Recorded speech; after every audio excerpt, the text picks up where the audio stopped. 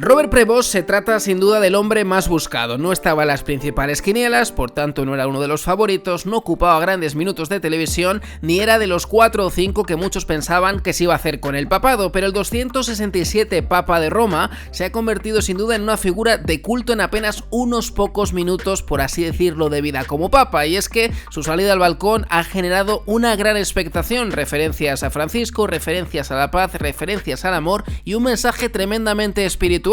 Pero también se han producido mensajes ocultos que para muchos han pasado inadvertidos y que guardan una gran relevancia. Un mensaje potente, un mensaje que ha calado en los miles de feligreses que se congregaban en la plaza de San Pedro, pero un mensaje que también iba acompañado de puro sentimiento. Y es que cuando le enfocaban de perfil, cuando le enfocaban realmente de cerca, podíamos ver o intuir que sus ojos estaban vidriosos, como si se fuese a romper a llorar de un momento a otro. Robert Prevost es un estadounidense, aunque su origen también es bastante europeo, de ascendencia incluso su madre española, y con un apellido que yo creo que deja pocas dudas, un segundo apellido en este caso que es Martínez. De hecho, la importancia del español la ha dejado clara cuando dejaba por un segundo plano el habitual lenguaje de la curia para dirigirse a su diócesis de Chiclayo, en Perú, y es que de alguna manera este ha sido un mensaje en el que rompía el protocolo y dejaba claro que es una persona bastante singular. Como digo, es una de las personas de las que todo el mundo habla en este momento, y como ha sido tan desconocido durante el cónclave o como no ha ocupado tantos minutos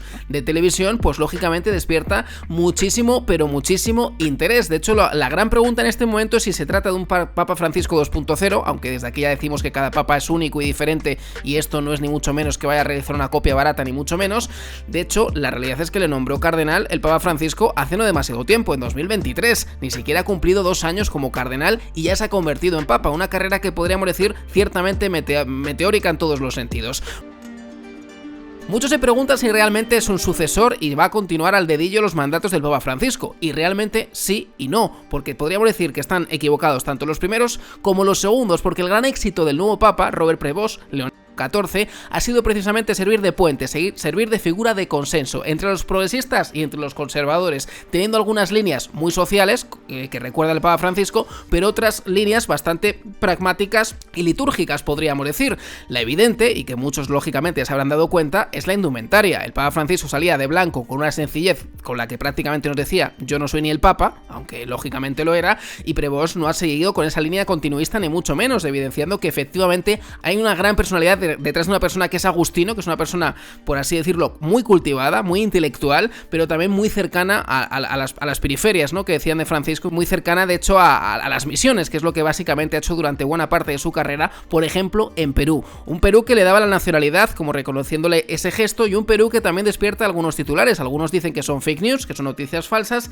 pero lo cierto es que ya aparecen esas noticias que señalan que Prevost habría estado en el pasado escondiendo ciertos escándalos de abuso en Perú, en el seno de la Iglesia. Así que, como vemos, es una figura muy respetada en este momento, desconocida para muchos, pero de consenso en todos los sentidos,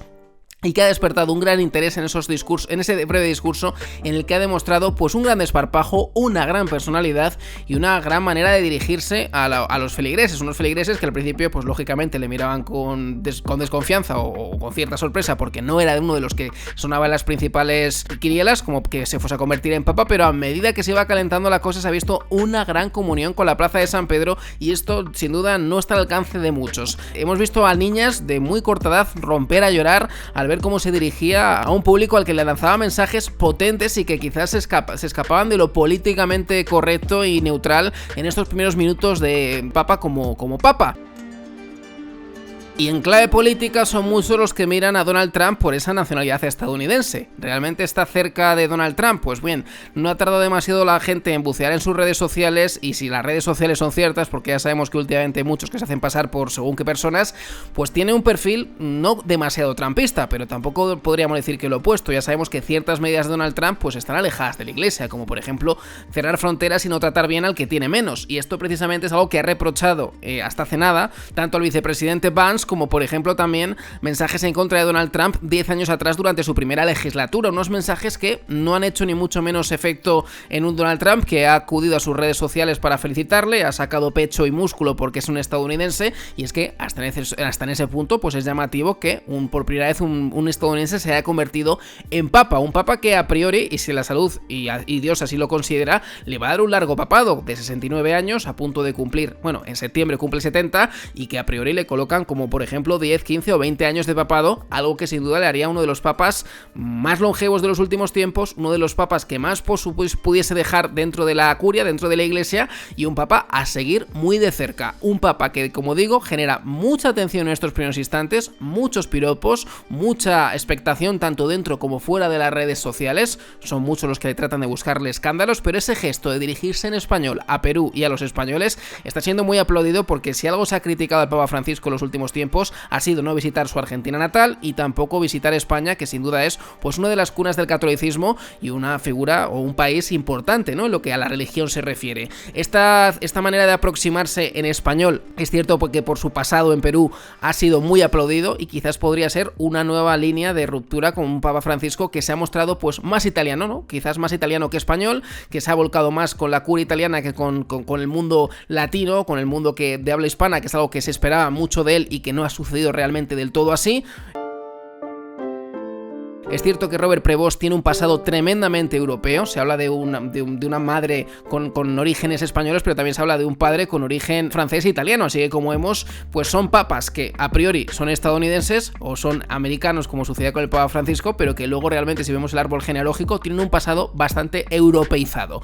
De momento esto es todo lo que se sabe sobre Prevost, la emoción ha sido evidente, sus ojos vidriosos han sido muy llamativos, y su cercanía en el discurso también ha sido algo muy comentado en estos primeros instantes de León XIV como papa, como el 267 papa de Roma, una figura que ha entrado con buen pie, podríamos decir, y para los que se debaten si va a continuar el legado de Francisco o no, pues hay ciertas sintonías con Francisco, pero también ciertas rupturas. La indumentaria, una pequeña muestra de ello, pero hay bastante más, porque como digo, aúna lo social y aúna también lo pragmático, es decir, que es un híbrido, podríamos decir, entre Benedicto XVI y el Papa Francisco, una figura que ha hecho que el cónclave se haya resuelto bastante rápido para todas las alternativas que había.